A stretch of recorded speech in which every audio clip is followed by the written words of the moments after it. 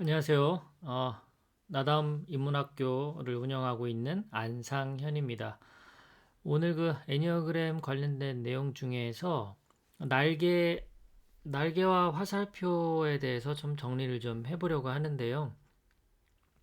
애니어그램 이제 9가지 성격 유형 공부하다 보면 이제 날개에 대한 이야기와 화살표에 대한 이야기가 종종 나옵니다.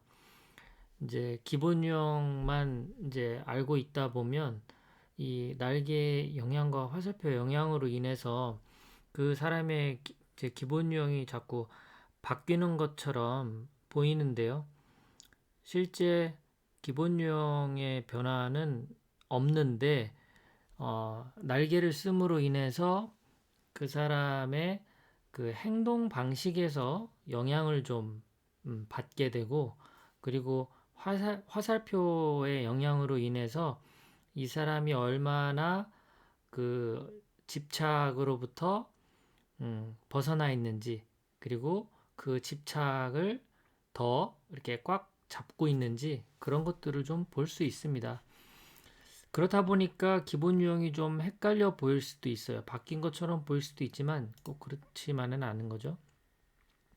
날개라는 것을 간단히 설명드린다면, 각 유형, 우리가 기본 유형 1번부터 9번까지 이제 발견하게 되죠. 자기 이해를 하게 되면 이제 그 각 유형의 중심에 양쪽 옆에 있는 유형을 말합니다. 1번 유형이 기본 유형이다. 그러면 9번과 이제 2번 유형이 나의 날개가 될 수 있죠.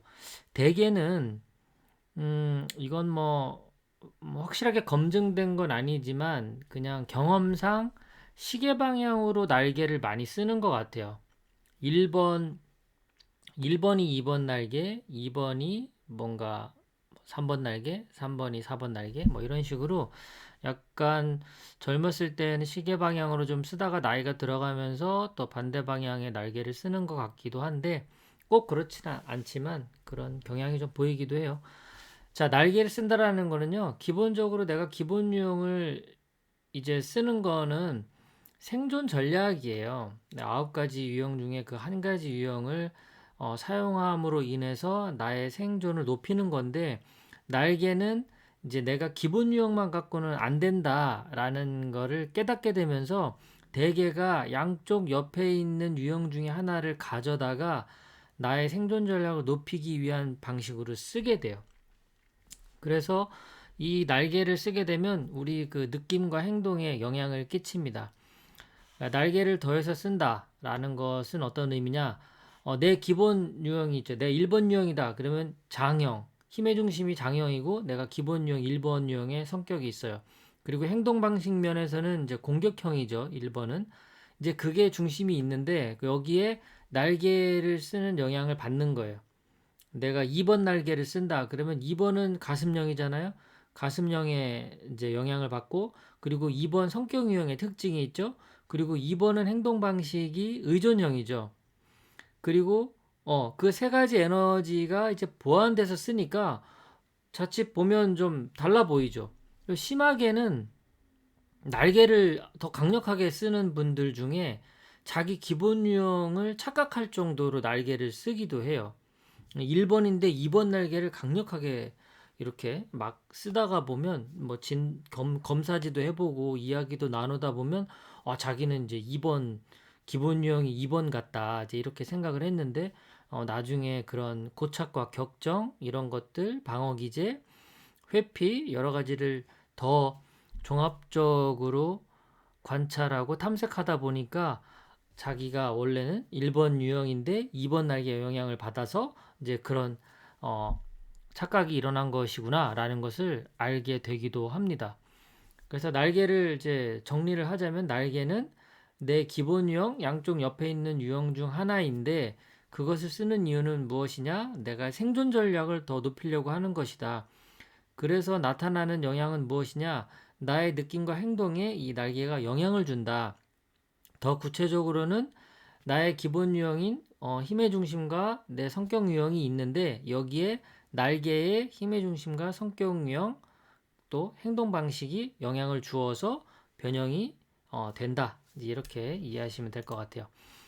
자, 그래서 이제 뭐 설명드린 대로 1번이다 그러면 9번, 2번 중에 이렇게 되는 거고요. 만약에 5번이다 그러면 4번이나 6번 중에 날개를 쓰는 거죠. 5번도 이제 마찬가지로 힘의 중심이 이제 머리형인데 머리형이면서 그 움츠림형의 행동 방식을 보이는 5번이 이제 4번을 날개를 쓰게 되면 가슴형이면서 움츠림 그 에너지가 더해지는 거고 만약에 6번을 쓰게 되면 같은 머리형이면서 의존형의 행동 방식을 가진 날개를 쓰는 그런 5번이 되니까 좀 다른 행동 양식이 나타날 겁니다. 자, 그다음 화살표는요. 내 집착이 어느 정도 되고 있는지를 보여주는 거예요. 그래서 통합 방향으로 간다. 그러면 화살표에서 반대 방향이죠. 뭐 1번 같은 경우는 순방향은 4번이고 그리고 역방향은 7번이잖아요.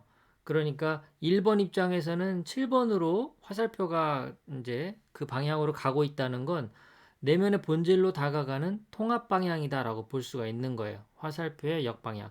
그리고 순방향으로 간다. 1번이 4번으로 간다는 건 자신의 성격과 집착을 더 의존하게 되는 비통합 방향으로 간다. 이렇게 되는 겁니다. 뭐 참 이론은 그런데 실제 이제 확인하는 건 쉽지가 않잖아요. 그러니까 자기 관찰을 통해서 자기가 이해해야 되는 거예요. 내가 얼마나 더 고착과 격정의 상태로 가고 있느냐. 그러면 이건 이제 비통합 방향으로 갈 거고 그렇지 않고 내가 자꾸 본질과의 접촉을 통해서 성격으로부터 좀 더 자유로워지는 쪽으로 가면 이제 통합 방향에 점점점 내가 가 있는 거죠. 저는 이제 개인 상담을 통해서 확인하는 방법 중에 하나는 이 얼굴빛, 낯빛이에요, 낯빛. 그 얼굴 표정이나 빛깔이 밝아지는가 어두워지는가가 이게 또 내가 얼마나 집착한 그런 삶을 사느냐 아니냐의 한 가지 지표가 되기도 하고요. 그리고 이 사람의 그런 내면의 그런 생동감이에요, 생동감.